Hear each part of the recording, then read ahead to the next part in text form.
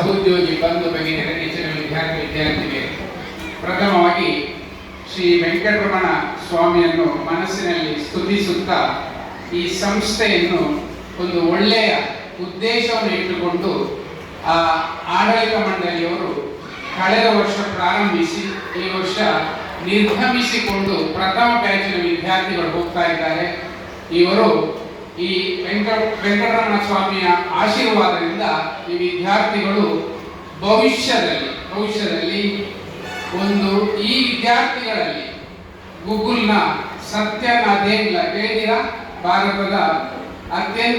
ಭಾರತದ ಮೂಲದ ಗರಿಷ್ಠ ವೇತನವನ್ನು ಪಡೆದಕ್ಕಂತ ಸಿಇಒ ಆಗಿದ್ದಾನೆ ಅಂತ ಆಗಿ ಈ ವಿದ್ಯಾರ್ಥಿಗಳಲ್ಲಿ ಒಬ್ಬರು ಬರಲಿ ಅಂತ ಹಾರೈಸುತ್ತಾ ಇಂಡಸ್ಟ್ರಿಯಲೈಸೇಷನ್ ಅನ್ನು ಪ್ರಾರಂಭಿಸಿದಂತ JRD ಟಾಟಾ ಮಾಡಿ ದೊಡ್ಡ ನೋಡುವುದಲ್ಲ, ಕಾನ್ಸಂಟ್ರೇಷನ್ ಅವರಲ್ಲಿ ಪ್ರಶ್ನೆ ಕೇಳಿದ್ದಾರೆ. ಮಿಸ್ಟರ್ ಟಾಟಾ ಆ ಕಾಲದಲ್ಲಿ ಕೈಗಾರಿಕೆಯನ್ನು ಪ್ರಾರಂಭಿಸುವವರು ನಮ್ಮ ದೇಶದಲ್ಲಿ ಯಾರು ಇರಲಿಲ್ಲ.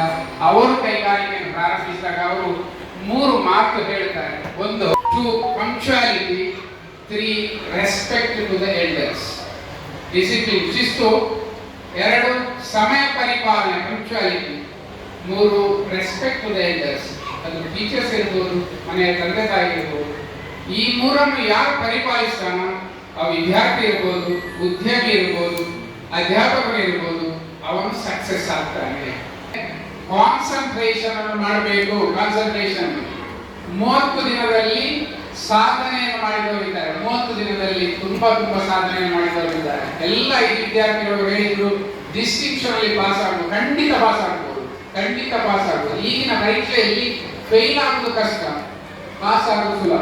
ಈಗಿನ ಪರೀಕ್ಷೆಯಲ್ಲಿ ಫೇಲ್ ಆಗುವುದು ಕಷ್ಟ, ಪಾಸ್ ಆಗುವುದು ಸುಲಭ. ಆದ್ದರಿಂದ ಪಾಸ್ ಆಗ್ಬೋದು, ಪಾಸ್ ಆಗುವಂತ ಸಾಧನೆ ಮಾಡಬಹುದು. ವಿದ್ಯಾರ್ಥಿಗಳೇ, ನೀವು ಫಸ್ಟ್ PUC ಇದ್ದೀರಿ, ಸೆಕೆಂಡ್ PUC ಇದ್ದೀರಿ. ಬಹಳ ಮುಖ್ಯವಾಗಿ ನಿಮ್ಮ ಜೀವನದಲ್ಲಿ ಗುರುತರವಾದ ಡಿಸಿಪ್ಲಿನ್ ಜೊತೆಗೆ ನಿಮ್ಮಲ್ಲಿ ಒಂದು ಒಳ್ಳೆಯ honesty, A good honesty will change your life ಎಂಬುದಕ್ಕೆ ಒಂದು ಉದಾಹರಣೆ ಕೊಡ್ತೇನೆ. ಡಾಕ್ಟರ್ ಚಂದ್ರಶೇಖರ್ ಅವರು ಭಾರತದ ವಿಜ್ಞಾನಿಯಾಗಿ ಸತತವಾದ ಸಾಧನೆಯನ್ನು ಮಾಡಿದವರು. ಅವರು ಮೆಡ್ರಾಸ್ನ IITಯಲ್ಲಿ ಸೈನ್ಸ್ನ ವಿದ್ಯಾರ್ಥಿಗಳು ಕೇಳಿಕೊಳ್ಳಿ, IITಗೆ ಪ್ರವೇಶಕ್ಕೆ ಹೋಗುವಾಗ ಅವರು ಸೆಲೆಕ್ಷನ್ ಆಗುವುದಿಲ್ಲ. ಸೆಲೆಕ್ಷನ್ ಆಗದೆ ಅವರನ್ನು ವಾಪಸ್ ಕಳಿಸ್ತಾರೆ. ಆದರೆ ಅಲ್ಲಿ ಪ್ರಯಾಣ ವೆಚ್ಚ ಅಂತ ಬಂದವರಿಗೆ ₹100 ಕೊಡ್ತಾರೆ. ಪ್ರಯಾಣ ವೆಚ್ಚ ಎಲ್ಲರೂ ತಗೊಳ್ತಾರೆ, ಸೆಲೆಕ್ಷನ್ ಆಗೋರು ತಗೊಳ್ತಾರೆ. ಆದರೆ ಡಾಕ್ಟರ್ ಚಂದ್ರಶೇಖರ್ ಮಾತ್ರ ₹93 ತಗೊಂಡು ₹7 ವಾಪಸ್ ಮಾಡಿದರು. ನನ್ನ ಬಸ್ಸಿನ ಪ್ರಯಾಣ ವೆಚ್ಚ ಇಷ್ಟು ಮಾತ್ರ, ನನಗೆ ₹7 ಹೆಚ್ಚು ಕೊಟ್ಟಿದ್ದೀನಿ, ನಾನು ವಾಪಸ್ ಕೊಡುತ್ತಾ ಇದ್ದೇನೆ. ಅವರು ಮನೆಗೆ ಹೋಗ್ತಾರೆ. ಮನೆಗೆ ಹೋದಾಗ ಮರುದಿವಸ ಅವರಿಗೆ ಒಂದು ಲೆಟರ್ ಬರ್ತದೆ, ಇಂಟಿಮೇಷನ್ ಲೆಟರ್ ಬರ್ತದೆ ಅಲ್ಲಿ IIT. Mister Chandrashekhar, you failed in the examination but you passed in the honesty exam.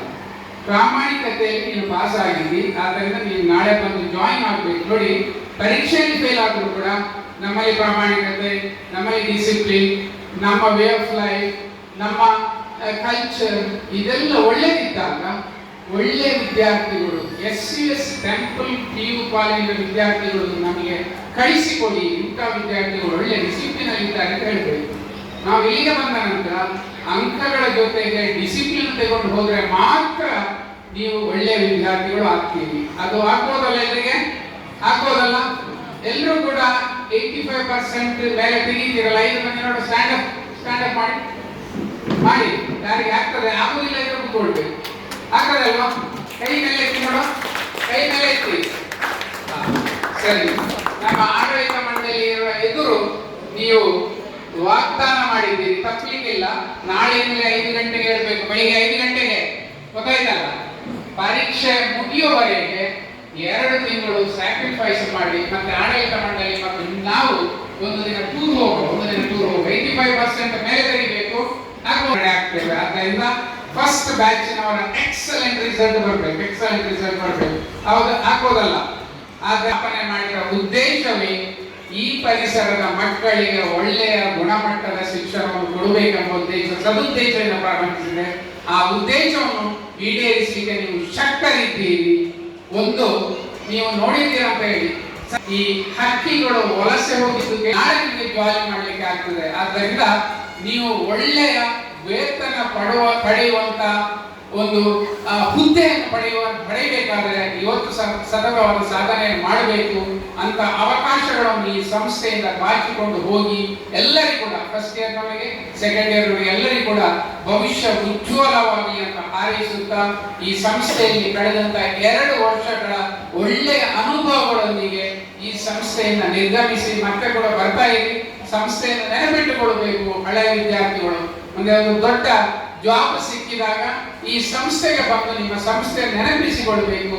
ಆ ಸಂಸ್ಥೆ ಬೆಳೆಯಲಿಕ್ಕೆ ನಮ್ಮಿಂದ ಏನು ಕೊಡುಗೆ ಕೊಡಬಹುದಂತ ನೀವು ಮನಸ್ಸಲ್ಲಿ ಇಟ್ಟುಕೊಳ್ಬೇಕು. ಆದ್ದರಿಂದ ವಿದ್ಯಾರ್ಥಿಗಳು ಸಂಸ್ಥೆ ಬಗ್ಗೆ ನೆನಪನ್ನು ಇಟ್ಟುಕೊಂಡು ಕೂಡ ಈ ಸಂಸ್ಥೆಯನ್ನು ನಿರ್ಗಮಿಸಬೇಕಂತ ಹಾರೈಸುತ್ತಾ ನನ್ನ 2 ಮಾತುಗಳನ್ನು ಮುಕ್ತಾಯಗೊಳಿಸ್ತೇನೆ. ಎಲ್ಲರಿಗೂ ಕೂಡ ಶುಭಾಶಯ.